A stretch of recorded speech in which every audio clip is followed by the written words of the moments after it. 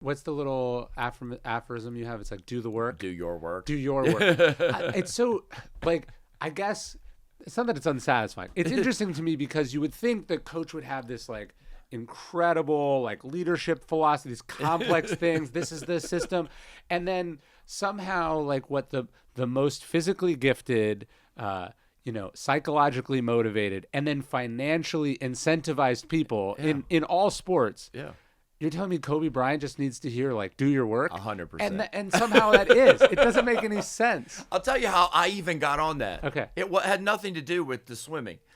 I was in Colorado Springs, and one summer, our pool was being resurfaced at ASU. So I spent like 8 weeks at Colorado Springs, which is the most boring place in the world. Training center, Olympic training center. So we're training our guys up there. And my assistant, Logan Herco, was with me. And it was really the two of us and the kids for a very long time. And pretty much the only thing we would do is work out and then coach practice. And we'd go in the weight room and work out. And there was one day, I don't even know, I was so tired for some reason. And I was talking to Logan, and we were both kind of feeling that way. And we'd been there a long time. And I was like, dang, I don't even know if I want to go to the weight room today. And I don't know, maybe I'll just take a nap. Yeah. And Logan's like, well, I'm just going to do my work. And I was like, damn you. So then I went, of course, and I felt good after, and it's just, and every day it just turned into a thing as well. Let's go do our work. And then it became a thing with the kids. We'd be like, Coach, I don't feel this or that, or I'm like, hey, just do your work. Right. Just get in and do your work. And then it became this thing with the team because I kept putting on the workouts. And I was like, what do you do when you've never felt better in your life when you come to practice? Do your work. Right. What do you do if you feel terrible and you're not motivated and you just don't know what to do? Do your work. Right. If you're uncertain, do your work. Just come in every day, do a little something, whatever that is. And that's the meaning of it, is that these incremental, just consistently, mind-numbingly boring, consistent, everyday, deposits in your bank account are what makes the big changes later. And that's where that came from. Yeah, and writing, it's like 2 crappy pages a day. Yeah. And so if you just do that thing, eventually you get to an editable manuscript. Mm-hmm. And once you have an editable manuscript, you can get to a published manuscript. And if you publish it, it can potentially do well. Exactly. Right? So it starts from this relatively... that seems like low standards, but that low standards is a way to get to the place where you have high standards. Exactly. I just saw The War of Art out there, right? And that's an amazing book about this same topic. It's like this resistance to whatever you're trying to do. And the way you fight it is you just show up and do. Whatever you can do that day, you do it. It says put your ass where your heart wants to 100%. Yeah. If you're not in the pool, you can't have a good workout. Exactly. Yeah. But you just do it even when you don't want to. Yeah. And, I go back to some other things like in my career, like there's, after Michael swam in Beijing and had this amazing sort of thing, right? And afterwards you're just like, well, what the hell do we do now? Yeah. And that's a big part of he struggled after. We both did. And he's missing practices a lot. Of course, I handled it as bad as I could handle it. I was just like, you're throwing your life away and disappointing everybody. Like I did everything wrong that I could do. And my agent, Peter Carlisle, was Michael's agent as well. He said, I want you to read this book, Power of Now, Eckhart Tolle. And I did. And he said, you can't control what Michael does, what he thinks, when he shows up at practice. What you can control is every time he shows up at practice, just give him the best practice you can give him that day. Sure. And I did.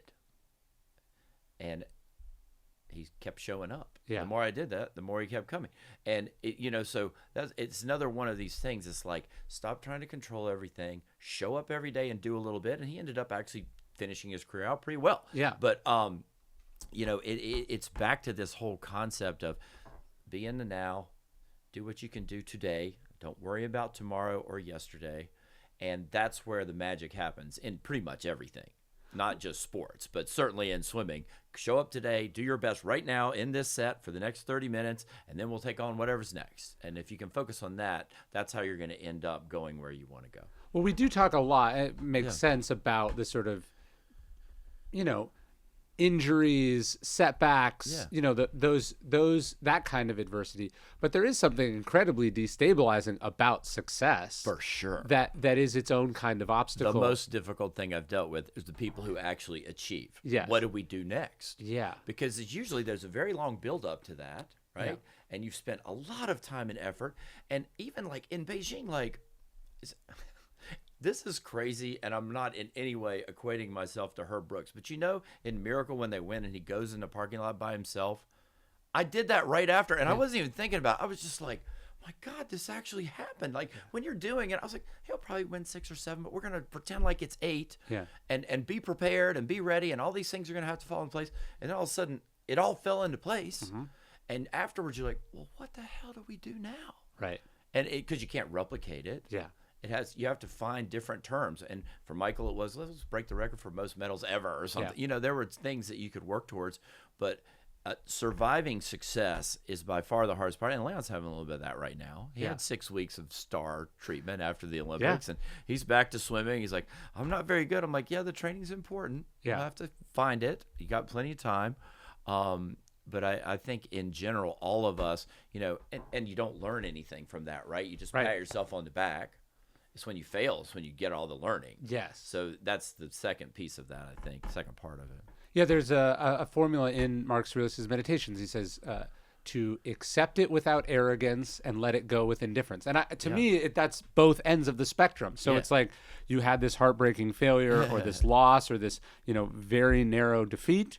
And can you let that go? It is what it is. Yeah. And then can you also take all the gold medals or the bestseller lists or the, you know, the front page of X, Y, or Z and go, that doesn't say anything about me either.